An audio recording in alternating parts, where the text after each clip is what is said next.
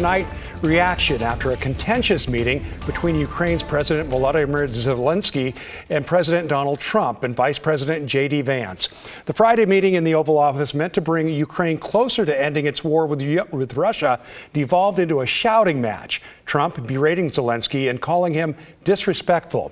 Alma McCarty joins us now in the newsroom. Alma. Yeah, Tim, this afternoon I spoke with a member of Dawn. It's a local group striving to protect and assist Ukrainians here and abroad, to get her take on the explosive meeting between the world leaders. We stand with Ukraine! Ukraine's president arrived in Washington, D.C. Friday to fierce allies lined up on Pennsylvania Avenue. Slava Ukraini! Among the group, Pederson with Dawn, a Portland nonprofit supporting Ukrainians.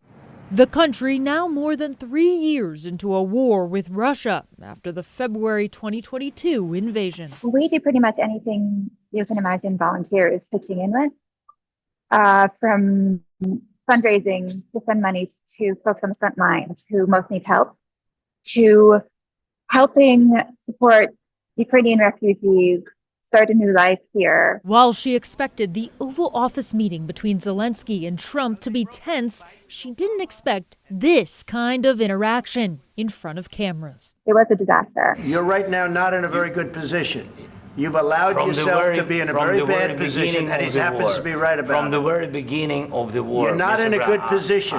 You don't have the cards right now. With us, you start having cards. But right now, you don't. You're playing cards. You're playing cards. You're gambling with the lives of millions of people. You're gambling with World War III. You're gambling with World War III. And what you're doing is very disrespectful to the country, this country. I would never treat a guest in my house that way. And I don't feel comfortable that someone elected to represent us treated a guest like that in our house. Zelenskyy left the White House after President Trump called off signing a deal that would give the U.S. access to Ukraine's rare earth minerals, a move to pay back the U.S. for billions of dollars in aid. Politicians backing the president, like Senator Lindsey Graham, applauded Trump and Vance for, quote, standing up for America. We want to be helpful. What I saw in the Oval Office was disrespectful.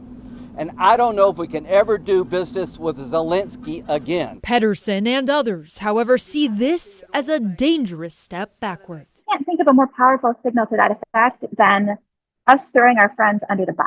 Occupation by Russia is not peace. In terms of continued support to Ukrainians here in Portland, Pederson says American voices have a lot of power and recommends reaching out to elected leaders. There will also be a protest tomorrow beginning at 4 p.m. at the Salmon Street Fountain downtown. Tim, back to you. Wow. A historic, difficult day. Alma, thank you very much.